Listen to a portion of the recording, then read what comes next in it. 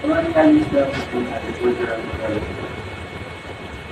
During the height of mercantilism in Europe, powerful nations such as England, Spain, and France raced with one another in colonizing new territories.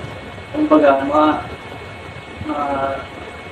dating mga panahon, yung mga ibang bansa, mahilig sila makipag-colonialism sa mga lugar na mababa yung mga standard ng mga lugar.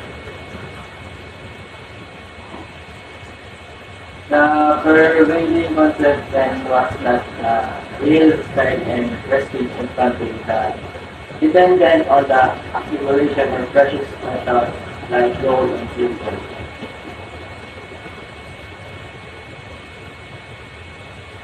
Ayun. Yung mga bagay na kaya sila ay nakikipag-sakot sa ibang bansa. Guys, na prevailing concept then was that the real strength and prestige in the country dependent on the accumulation of precious metals like gold and silver. These were the wealth of nations. And the way to increase such wealth was through favorable international trade. Ayun, ngayon din sila makipag-trade sa mga iba't ibang lugar o bansa para tumaas ang kanilang mga kayamanan. And the way to increase such wealth was through favorable international trade. This is a that is export showed its import. Another way of acquiring more gold and silver was through the colony. Para mas malaki pa ang gold or silver nila. Ang ginagawa nila to colonize or to invade sila sa mga ibang bansa na mahirap o mababa ang standard. Colonize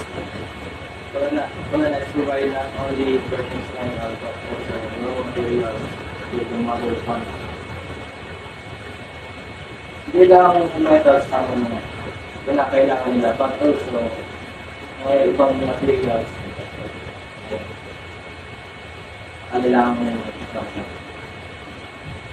Hence, the need for more territories like Atlas and discovery was understandable. However, the worst part of it was the colonial master prevented the colonies from any attempt to industrialize their agricultural economy. Many countries in Asia and other poor regions would like to improve their economy conditions through industrialization.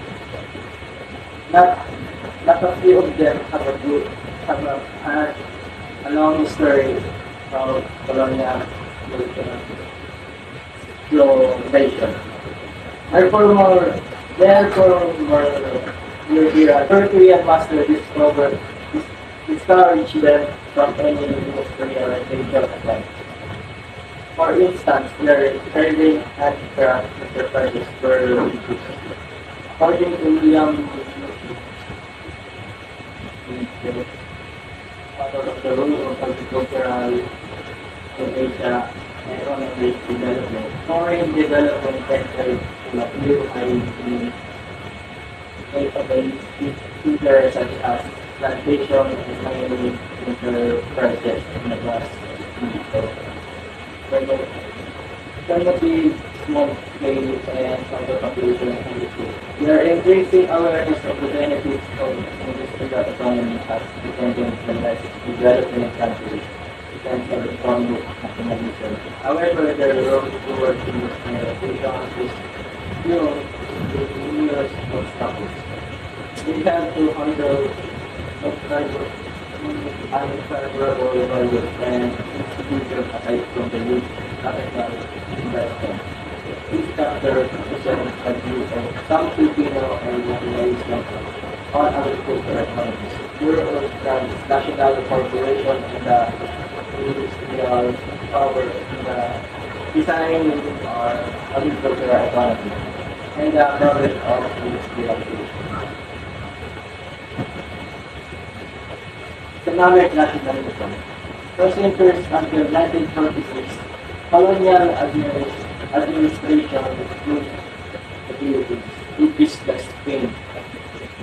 The main interest was to extract our natural resources, to feed their industries, and then sell back to us the finished product at a very high price. Ayun, kinukuha nila yung mga natural resource ng mga native Filipinos at, at binibenta nila sa atin na mahal na halaga.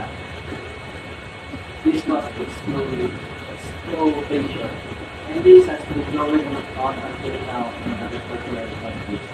Hanggang ngayon, patuloy pa rin itong ginagawa ng mga ibang bansa sa kanilang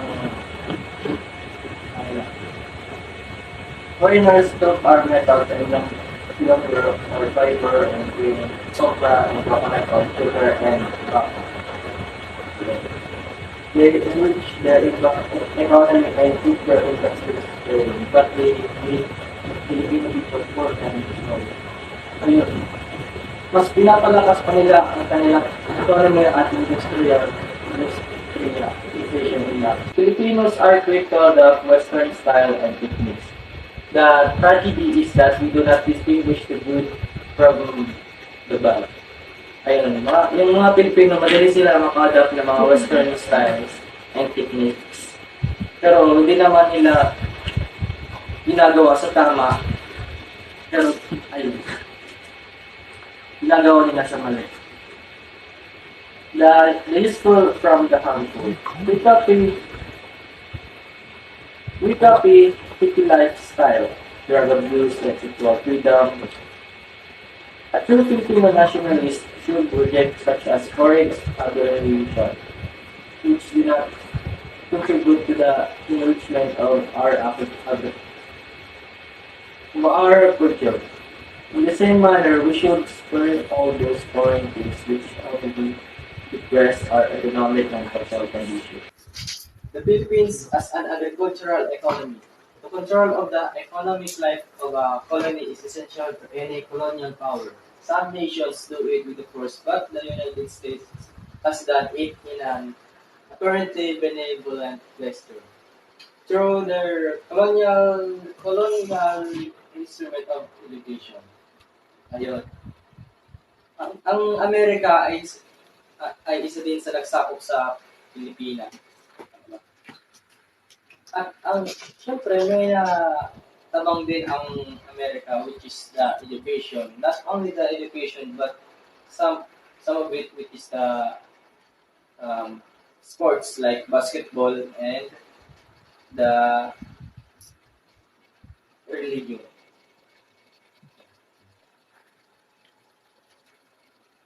They were able to change the Filipinos' attitude and values. Thus, they love the American and their goods, their language, their lifestyles, their ideas. Ayun, adapt din ng mga Pilipino yung kanilang attitude, mga manners, mga language and lifestyles ng mga Pilipino.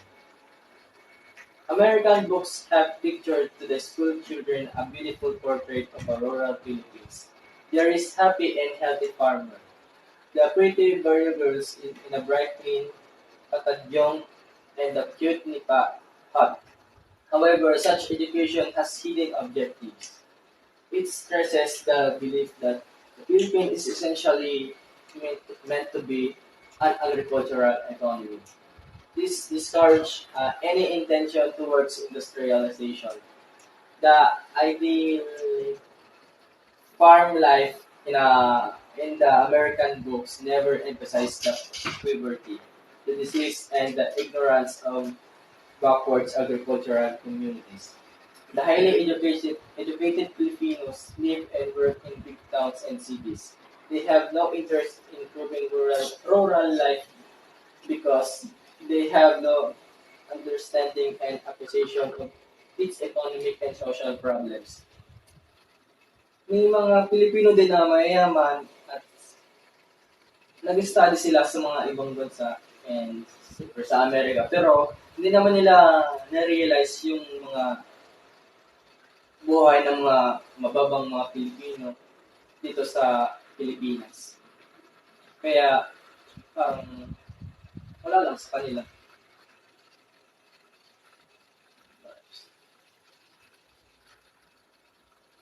With American education, Filipinos have learned a new language, ayun, which is the English. In fact, not a few of them forgot their own language and have become a new type of America. Their ways and manners were copied by Filipinos. Ayun. Yung mga Filipinos na copy nila yung mga ways and manners. American consumption habits have been likewise adopted. The plight of agriculture economies. Economic nationalism is the control and use of the resources of the Philippines by Filipino primarily for their interest and enjoyment. We are poor not only because of our agricultural economy but also because of our colonial authority. Ayun nga, yung sinabi ko sa kanina, hindi hindi lang hindi lang yung Pilipino naging or dahil lang sa agricultural economy, but yung mga sa pag-colonial ng mga ibang bansa sa atin, which is the Spain.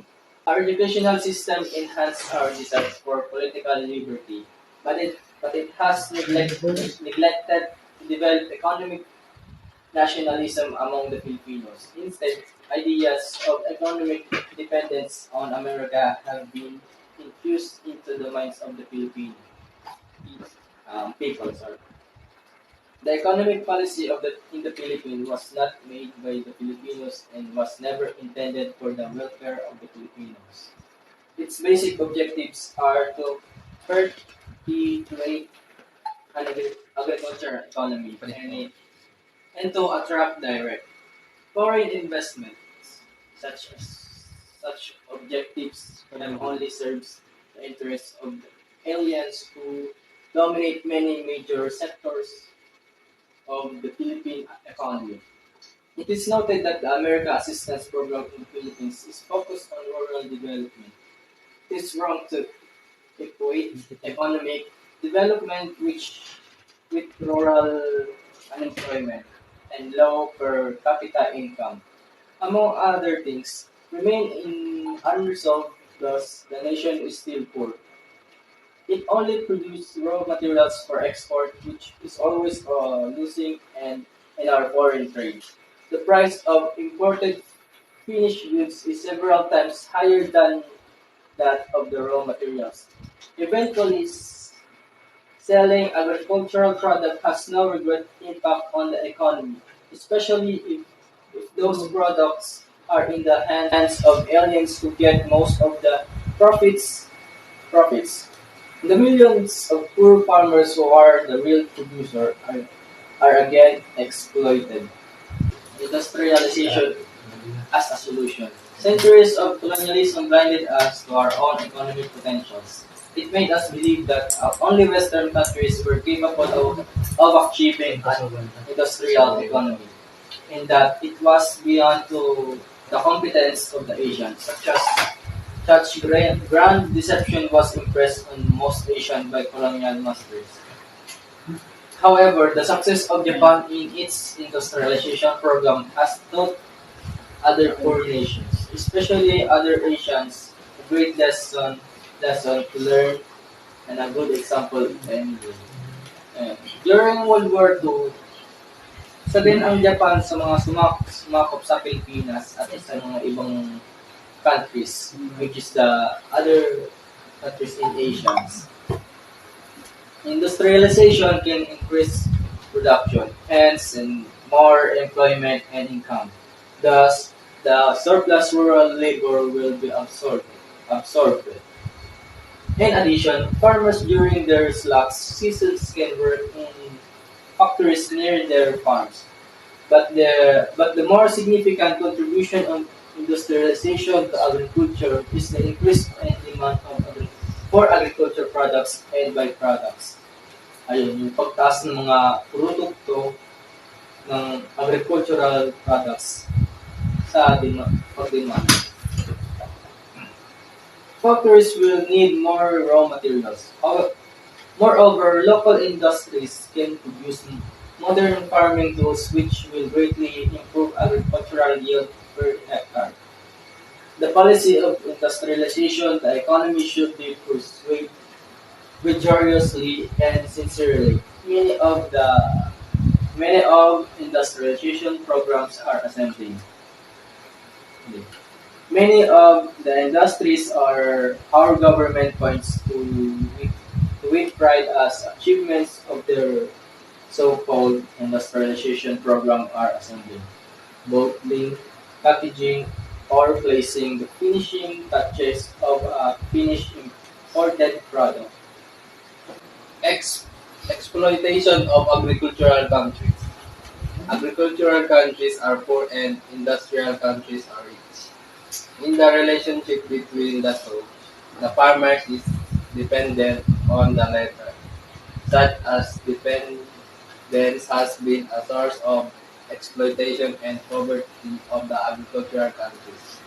And because of their dependency, it has become difficult and sometimes even impossible for the poor countries to be self-reliant and independent in their development efforts.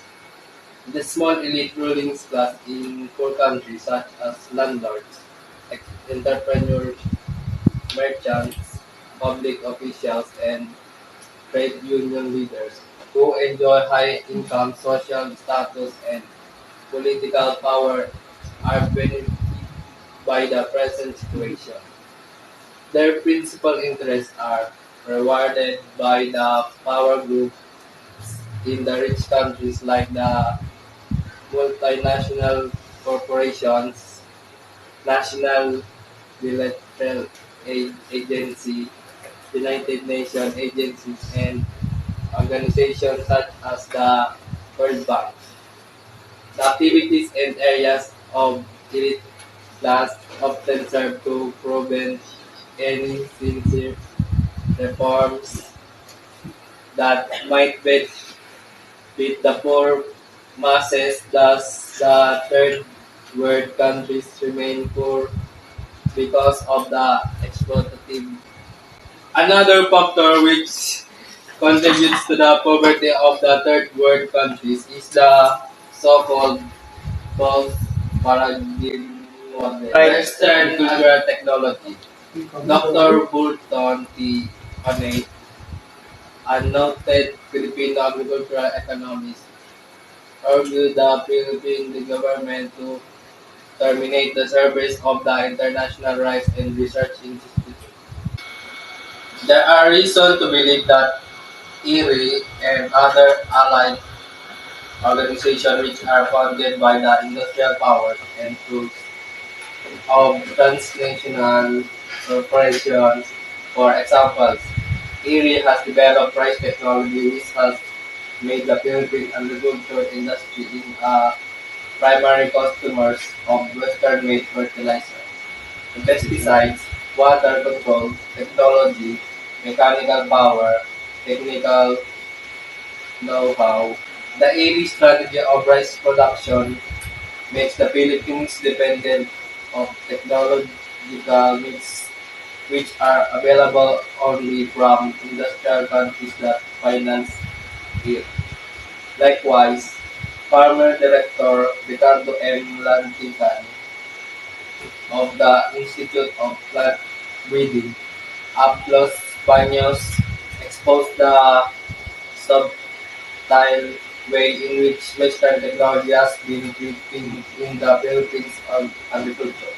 Such technology has created a form of subservience among the third world seeds, fertilizer, pesticides, hybrid seeds, feed additives, veterinary drugs, farm implements, and machinery.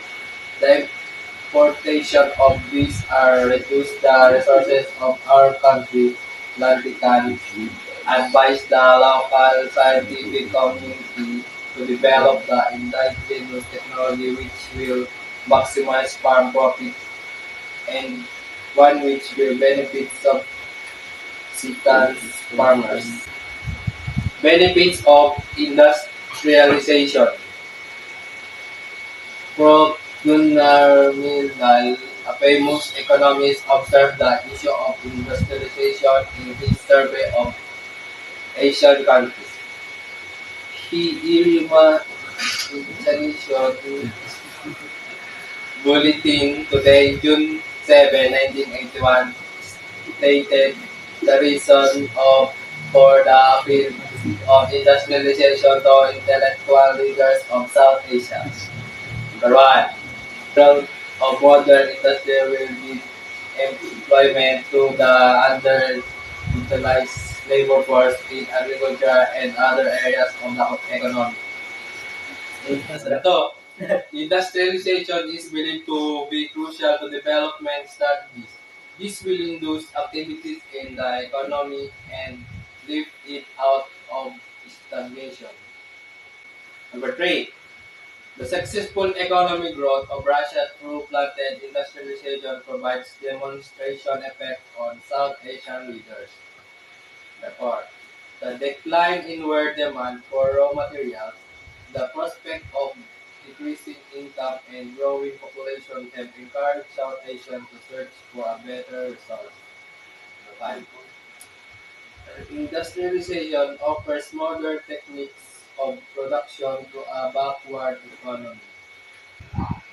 Problems of industrialization. Industrializing an economy is easier than in less developed countries. It has many obstacles. It's not only money, machine, and technology which are required to start an industrialization program. Values and institutions have to be changed. Unfortunately, poor poor countries are deficient in both economic and non-economic factors of industrialization. Meanwhile, mention the problems of South Asian countries in the view of industrialization. Number one, labor force in a small and inexperienced managerial resource. Number two, rapid industrial growth will not generate sufficient employment. The labor force is increasing rapidly. Effects of industrialization on employment may be negative in modern industry. Conflicts with traditional labor, intensive manufacturing, lack of the logistic support, nuclear power, transport, and communication facilities. Most will establish demand for raw materials and other essential inputs should be increased.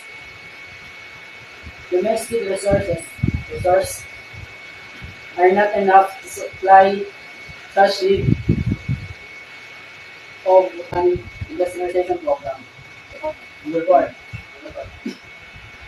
existing institutional shortcomings such as social, economic, cultural, and political. One of obstacles to the effects of industrialization.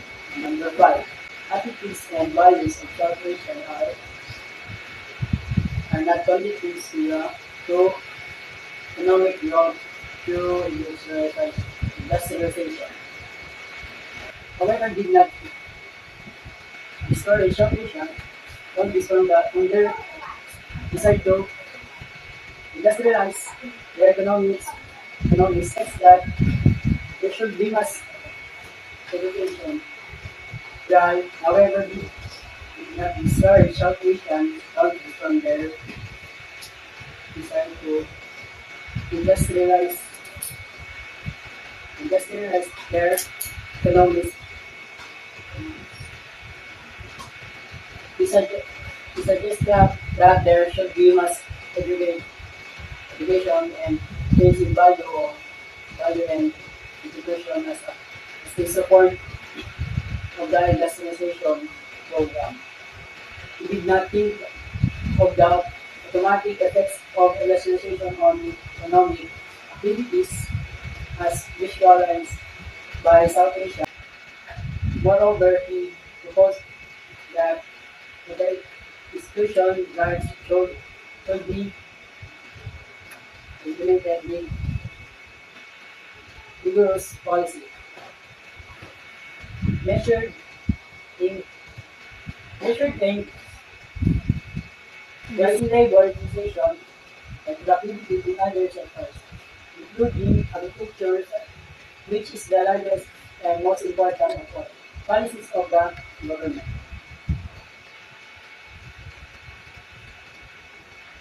Greater emphasis has been shifted towards rural, rural development. More resources of the government are being allocated for the improvement of the quality, quality of life of rural people, institutional reforms like agricultural programs, cooperative development and community development has been given priorities financial institutions such as the BPD, LD, PNB, and rural banks have extended substantial financial assistance to agriculture. No less than the World Bank has given the priority to rural development programs of the rural countries. To solve the problems of employment, low productivity, and low per capita income, the government introduced the KKP program which aimed to explore agricultural and industrial venture in the rural areas.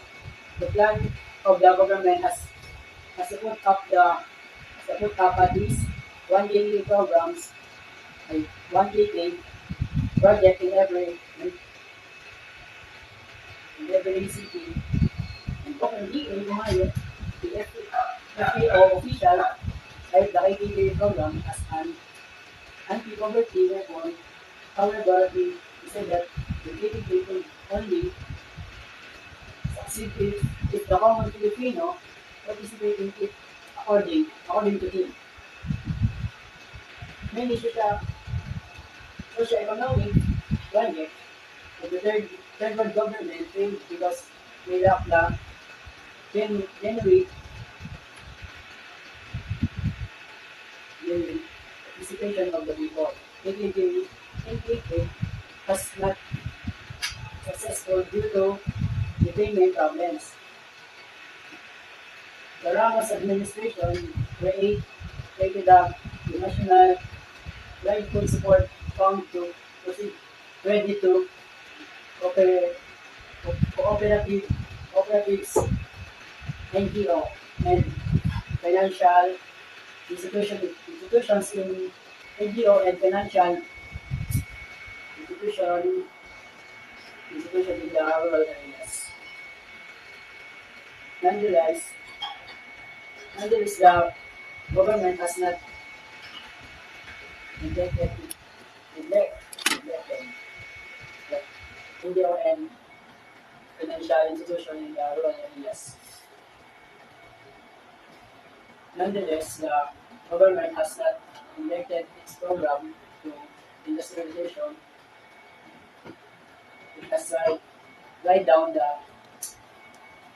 foundation of industrial economy such as road buildings, electric, electrification, and especially in incentive package, I guess, human resources, research development, agricultural development, etc. The policy of the government, however, is to use labor intensive technology to absorb our surplus labor force. This is a people-oriented move. The government gives more priority to development projects, which will benefit